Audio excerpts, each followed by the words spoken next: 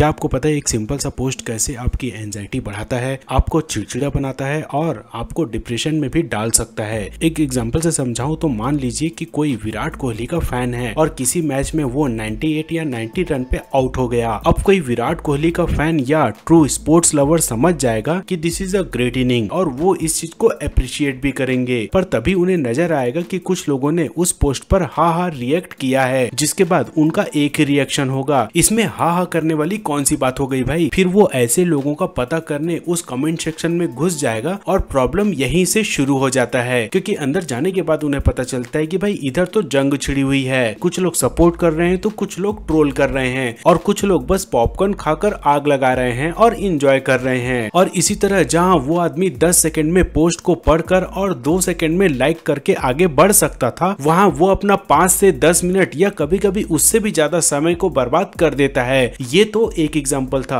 Politics, movies, TV shows या दूसरे sports में भी सेम इशू आपको महसूस करने मिल जाएगा। और ये तो केवल एक पोस्ट की ही बात है, एक दिन में ऐसे ना जाने कितने पोस्ट आपके सामने से गुजरते होंगे और हर पोस्ट में सेम सिचुएशन आपको देखने मिलता होगा। क्या आपको पता है कि शुरुआत में जब फेसबुक आया था तब उसमें सिंपल सा एक लाइक बटन भी नहीं था, जिसके कारण फेसबुक में एंगेजमेंट ऑलमोस्ट ना के बराबर था, जिसे ऑब्जर्व करते हुए फेसबुक ने 2009 में लाइक और डिसलाइक का ऑप्शन लेकर आया और जो एक्चुअली में काम भी किया। पर फिर भी इससे किसी पोस्ट की पॉपुलैरिटी का तो पता चल जाता था, पर अभी भी एंगेजमेंट कम ही होती थी। फिर 2016 में डिसलाइक बटन को हटाकर 5 इमोजीज को इंट्रोड्यूस किया गया, जो लव, हाहा, वाओ, सैड और एंग्री के रूप में था। और इसके बाद तो फेसबुक ने एक प्रकार से यूजर्स को फोर्स किया कि आप ना चाहते हुए भी इन चीजों में इंगेज्ड हो। लाइक जस्ट इमेजिन कि किसी की डेथ की पोस्ट आपके सामने आई और उसमें आपने नोटिस किया कि कुछ लोगों ने उसमें भी हा कर रिएक्शन दिया है। सो ऑब्वियस सी बात है कि आप ना चाहते हुए भी इसके अंदर जाओगे ये देखने के लिए कि आखिर इतने इनसेंसिटिव लोग हैं कौन, जो किसी के मौत पे भी हंस रहे हैं और जिन्हें देखने के बाद आप अपनी नाराजगी जाहिर करते हुए उन्हें कमेंट भी करोगे और ये सिलसिला लगातार चलता ही रहेगा। सो सोशल मीडिया कंपनी वाले तो हर संभव कोशिश करते ही हैं कि कोई भी यूजर उनके प्लेटफॉर्म में ज्यादा से ज्यादा अपना समय वेस्ट करे, और कंपनी की इसी स्ट्रेटजी के कारण ही आजकल 33% यूजर का सोशल मीडिया टाइम एवरेज 2 से 3 आवर्स हो चुका है। वहीं 39% लोगों का स्क्रीन टाइम 4 से 5 घंटा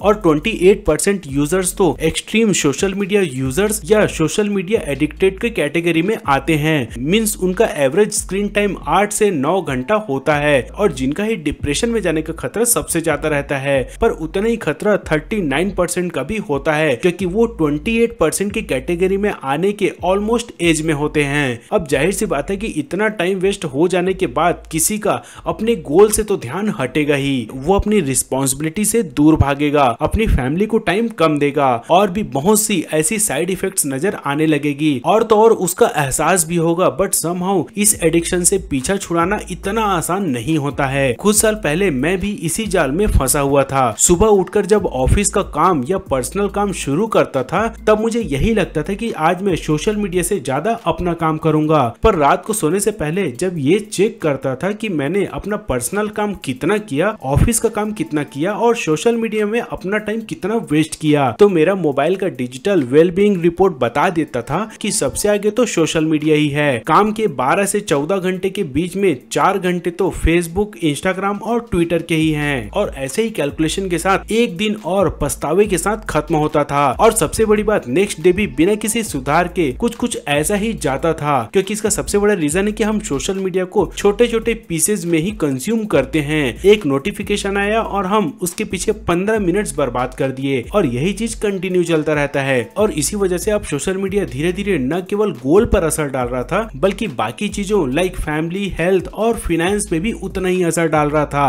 अब जाहिर सी बात है इस एडिक्शन से बाहर तो आना था, पर ये इतना आसान भी नहीं था और इतने झटके से आप किसी चीज को खत्म भी नहीं कर सकते। तो इसीलिए मैंने सबसे पहले सारे सोशल मीडिया के नोटिफिकेशन को ऑफ किया, जिसके बाद एक हफ्ते बाद मुझे वेलबींग डैशबोर्ड में ऑलमोस्ट आधे घंटे का फर्क देखने मिला। फिर 10 से 15 दिनों में मैंने ये ठाना कि 1 महीने के लिए कम से कम एक सोशल मीडिया से मैं दूर ही रहूंगा, और जिसके बाद मैंने फेसबुक को 1 महीने के लिए अनइंस्टॉल कर दिया और फिर उसके बाद मैं केवल इंस्टाग्राम और ट्विटर ही यूज करने लगा। और केवल इतने में ही मेरा स्क्रीन टाइम एवरेज 3 से से 4 घंटे से घटकर 1 से 2 घंटा हो गया। और साथ ही अननेसेसरी के ऑनलाइन डिबेट से दूर रहने के कारण न केवल मेरा टाइम बचने लगा, बल्कि उससे भी बड़ा जो फायदा हुआ कि बेवजह की जो इरिटेशन होती थी, चिड़चिड़ाहट होती थी, उससे भी राहत मिलने लगी। बिना किसी कारण के हर 1 मिनट में मोबाइल को चालू करके देखने की आदत भी धीरे धीरे छूटने लगी, जिसकी वजह से अपने काम को, चाहे वो पर्सनल हो या ऑफिशियल, उन्हें ज्यादा फोकस होकर और प्रोडक्टिव तरीके से करने लगा। अपने आप स्ट्रेस फ्री फील करने लग गया। और ये सब हुआ मात्र 1 महीने में केवल एक सोशल मीडिया से दूरी बनाने से। हालांकि मैं खुद IT कंपनी में होने और डिजिटल चीजों पे ही काम करने के कारण ऐसा तो बिल्कुल भी पॉसिबल नहीं है कि इन सारी चीजों से पूरी तरीके से संन्यास ले पाऊं। पर यस, अपनी प्रायोरिटी के हिसाब से आप भी किसी एक सोशल मीडिया से ब्रेकअप करके अपने ऊपर होने वाले बदलाव को महसूस कर सकते हैं। वैसे अगेन, कोई भी झटके से इन सारी चीजों से तो दूरी नहीं बना सकता, इसलिए धीरे धीरे लाइक सोशल मीडिया के नोटिफिकेशन को ऑफ करना, डेली अपना डिजिटल वेलबींग को चेक करते रहना और धीरे से किसी एक सोशल मीडिया ऐप को अनइंस्टॉल करके आप शुरुआत कर सकते हैं। वैसे हो सकता है आप में से बहुत से लोगों ने ऐसा कभी न कभी किया होगा या करने की सोची होगी, तो आप भी अपना अनुभव हमारे साथ शेयर कर सकते हैं। तो आज के लिए फिलहाल इतना ही दोस्तों, मिलते हैं जल्द ही अगले वीडियो में, तब तक के लिए बाय बाय।